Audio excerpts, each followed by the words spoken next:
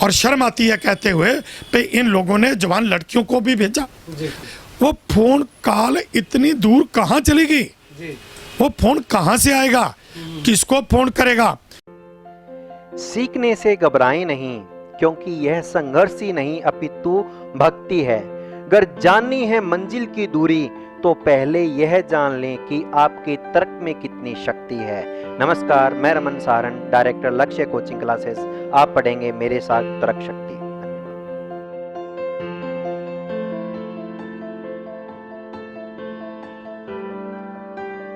नमस्कार, स्वागत आपका के हरियाणा पे। मैं हूं आपके साथ रमेश जाखड़। किसान आंदोलन चलते हुए लगातार 100 से भी ज़्यादा दिन का समय हो चुका है, लेकिन सरकार जो है वो अपने मंसूबों पे कायम लगातार हम कह सकते हैं टस से मस नहीं हो रही है। किसान लगातार धरने पे, किसान भी इधर मानने का नाम नहीं ले रहे हैं। पिछले कुछ दिनों से किसान आंदोलन की चर्चा जो है वो कुछ कम जरूर हुई है, लेकिन किसान आंदोलन लगातार अपनी पूरी गति के साथ आगे बढ़ रहा है। इसी कड़ी में आज हमारे साथ जो पंजाब की 30 सदस्य कमेटी और संयुक्त किसान मोर्चा की 40 सदस्य कमेटी के जो मेंबर हैं बलदेव सिंह सिरसा जी, वो आज हमारे साथ मौजूद है। उनसे कुछ बातचीत करते हैं। बलदेव जी, 100 से भी ज़्यादा दिन का समय किसान आंदोलन को हो चुका है, तो सरकार मान नहीं रही है, टस से मस नहीं हो रही है। हालांकि विदेशों में भी किसान आंदोलन की गूंज जो है वो जा चुकी है, पहुँच चुकी है। तो ऐसे में क्या लगता है आपको, क्या सरकार मानेगी या किसानों को बेरंग वापस लौटना पड़ेगा? पहली बात है, जो किसान बैरिंग नहीं लौटेंगे जी। किसान आर पार की लड़ाई लड़ रहे हैं। जो बात है कि सरकार मानती क्यों नहीं, टस से मस क्यों नहीं हो रही? सरकार की बदनीति है, सरकार के मंसूबे हैं जो देश के लिए बहुत घातक हैं, खतरनाक हैं। ये केवल कारपोरेट घरानों को लाने के लिए ये देश के उन सभी वर्गों का ये खात्मा करना चाहती है कि सभी लोगों की जो मतलब कि आमदन के साधन हैं, उनकी मतलब कि जो भी कमाई है वो सारी की सारी कारपोरेट घरानों को लौटाना चाहती है। इसके मंसूबे बहुत खतरनाक हैं और ये इसमें जैसे जाति तौर पे दंगे फैलाकर लोगों में जड़ा फूट डालकर, और अंग्रेज़ों वाली जो हमारे एक चर्चा होती थी कि फूट डालो और राज पे, अंग्रेज़ों की नीति थी फूट डालो और राज करो, वही नीति है कि इस भारत देश में जो अलग अलग कौमों के लोग रहते हैं, धर्मों के लोग रहते हैं, उन लोगों को आपस में बढ़ाकर, उनके लड़ाई झगड़े कराकर, और ये तो ऐसी सरकार है, ऐसी पार्टी है कि जिसने पुलवामा जैसे कांड करवाकर इसने अपनी सत्ता प्राप्ति के लिए फौजियों को भी कत्ल करवा दिया। अब अगर बात करें तो पीछे प्रधानमंत्री नरेंद्र मोदी का एक बयान भी आया था कि किसानों से सिर्फ वो एक फ़ोन कॉल की दूरी पे हैं। तो क्या वो फ़ोन कॉल अब तक आया, या आने वाले समय में आपको लगता है कि सरकार किसानों के साथ बातचीत करेगी, या क्यों नहीं कर रही? देखिए, ये तो सरकार ने सोचना है। कितनी शर्म वाली बात है ये। हमारे को कहते ही शर्म आनी चाहिए जो भी इस बात को बोलता है। वो भारत के प्रधानमंत्री है और इतना बड़ा देश है, और ये पूरी दुनिया में ये कहा जाता है कि भारत में लोकतंत्र है, लोकतंत्र का राज है, लोगों से चुनी हुई सरकार है। लेकिन प्रधानमंत्री कहता है कि एक फोन कॉल की दूरी है। महीना हो गया, महीने से ऊपर हो गया, एक महीने से आज 1.5 महीना होने जा रहा है जब प्रधानमंत्री ने कहा था कि किसानों से बातचीत करने की एक फोन कॉल की दूरी है। वो फोन कॉल इतनी दूर कहाँ चली गई? वो फोन कहाँ से आएगा? किसको फोन करेगा? कौन फोन करेगा? किसान फोन करेगा तो वो किसको करेगा? जब प्रधानमंत्री ने फोन करना है, उधर से फोन आना है, बातचीत तो प्रधानमंत्री की सरकार की तरफ से होनी है।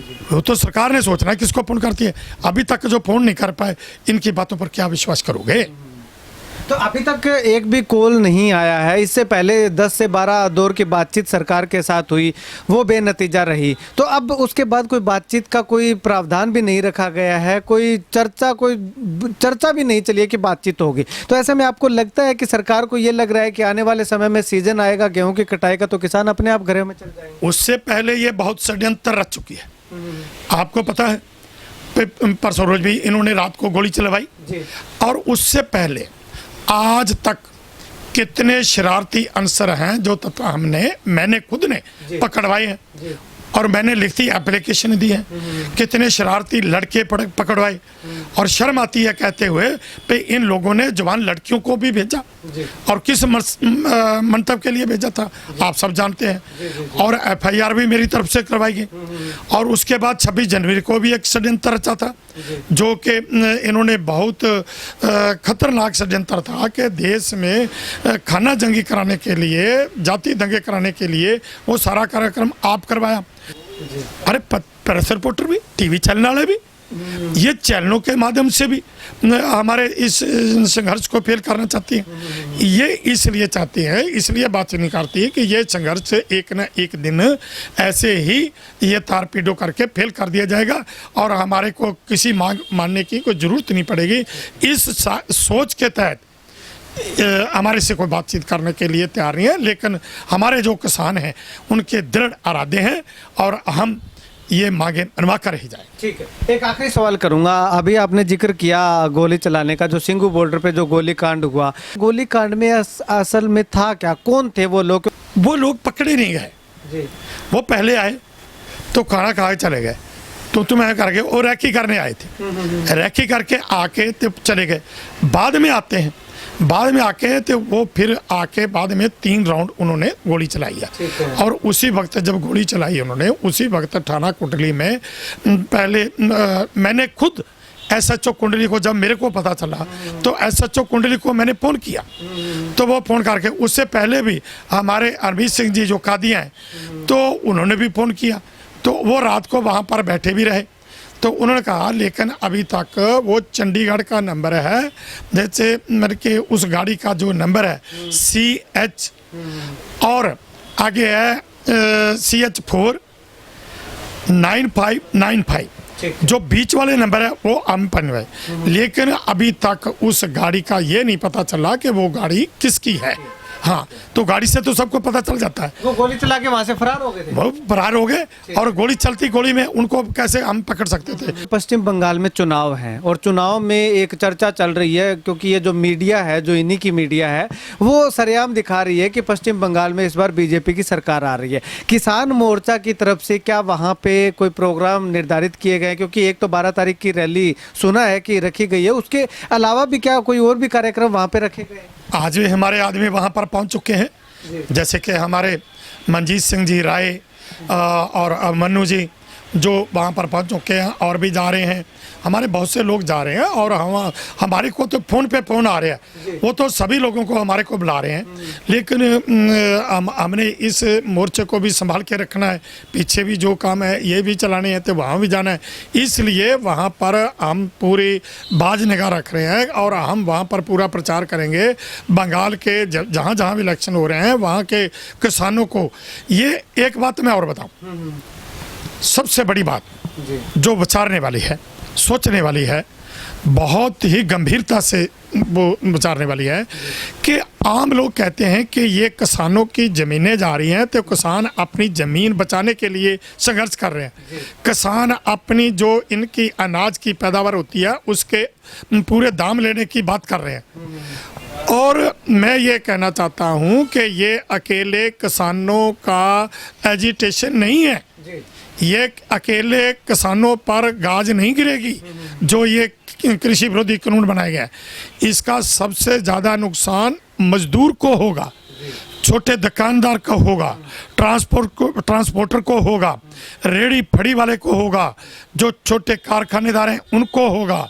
जितने भी देश के लोग हैं, जिन लोगों ने अपने पेट की भूख मिटाने के लिए 2 वक्त का खाना खाना है, वो गेहूं की रोटी खाएं, वो मक्की की खाएं, वो बाजरे की खाएं, वो चावल खाएं, किसी भी किस्म का खाना खाएं, जिन्होंने 2 वक्त की खाना खाकर भूख मिटानी है, उन सभी लोगों का ये जो है मसला है, ये सब लोगों को सोचना चाहिए। लेकिन हमारे कुछ जो हमारे गरीब तबके के लोग हैं, जो शेड्यूल कास्ट हैं, वो घर बैठे हैं। मैं उनसे अपील करना चाहता हूं कि जिन किसान है जो, वो तो मरते मरते भी कोई 20 साल या 10 साल 15 निकाल जाएगा, लेकिन सबसे जल्दी जो गाज गिरने वाली है वो मजदूर पर, रेडी फड़ी और रिक्शा चालक, ट्रांसपोर्टर, छोटे दुकानदारों पर बहुत जल्दी गिरेगी।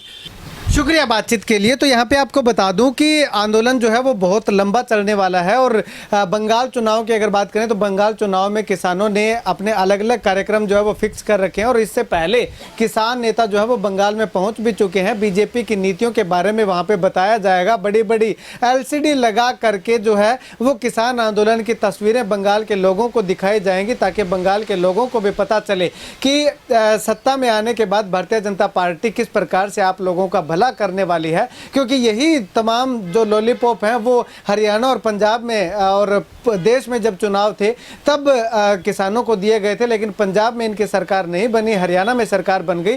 हरियाणा में सरकार बनने के बाद किस प्रकार से किसान जो है वो त्राही त्राही कर रहे हैं, ये चीज़ दिखाने का बंगाल के लोगों को प्रयास किया जाएगा जिससे कि भारतीय जनता पार्टी को करारा जवाब दिया जा सके। अब अगर बात करें तो फ़ोन कॉल की दूरी, वो फ़ोन कॉल की दूरी न जाने कितनी दूर हो चुकी है, लेकिन आज तक किसानों के पास कोई फ़ोन आया है ना कोई बातचीत के लिए कोई बुलावा आया है।